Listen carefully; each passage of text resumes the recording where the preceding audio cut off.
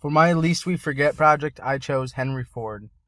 And my name's Hunter Harbaugh. I'm from Guttenberg, Iowa. It's a small town I was born and raised in.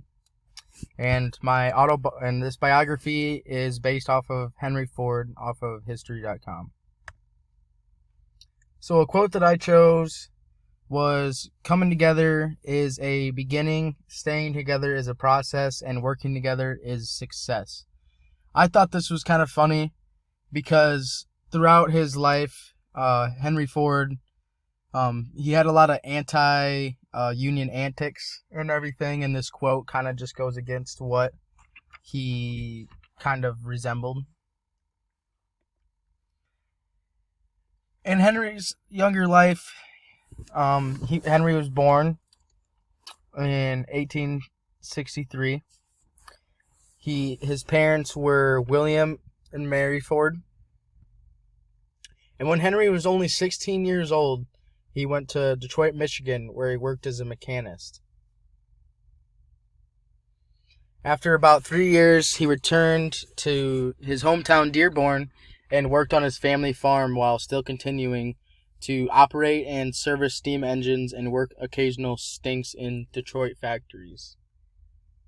In 1888, Mr. Henry Ford got married to Clara Bryant, and in the first few years of marriage, Ford supported himself and his wife by running a sawmill. And then on November 6, 1893, Clara gave birth to their only child, Edsel Bryant Ford.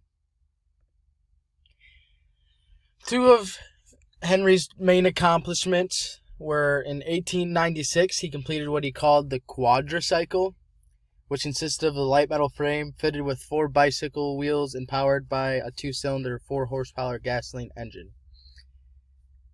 This was called the horseless carriage, and by many, and he received backing from various investors over the next 7 years, some of whom formed the Detroit Automobile Company, later the Henry Ford Company, in 1899. The reasons why we should remember him: he built the quadricycle in his home. In 1902, Ford he left a company, his own company known as Cadillac Motor Car Company. In 1908, he developed the Model T, and that was a milestone because it was the first affordable car for the middle class.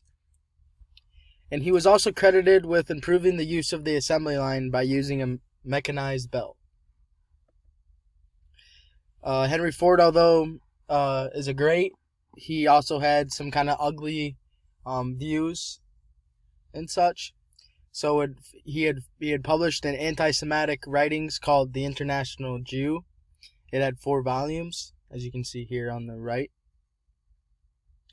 Ford also had a history of being anti-labor. He's best known for the Battle of the Overpass, where in 1937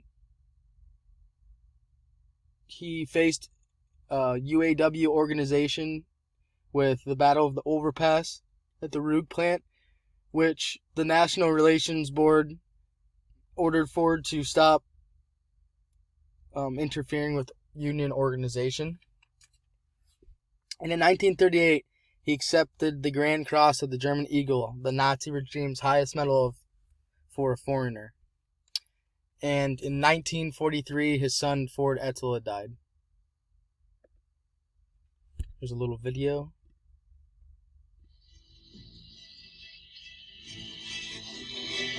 Under the old stationary system, the record time for assembling a car had been 12 hours and 13 minutes. Using the assembly line process, it took 1 hour and 33 minutes. By the fall of 1913, Ford had established the first automobile assembly line in the world and controlled nearly half the American car market. Henry Ford had achieved his coveted goal. His company was now producing 1,000 cars a day.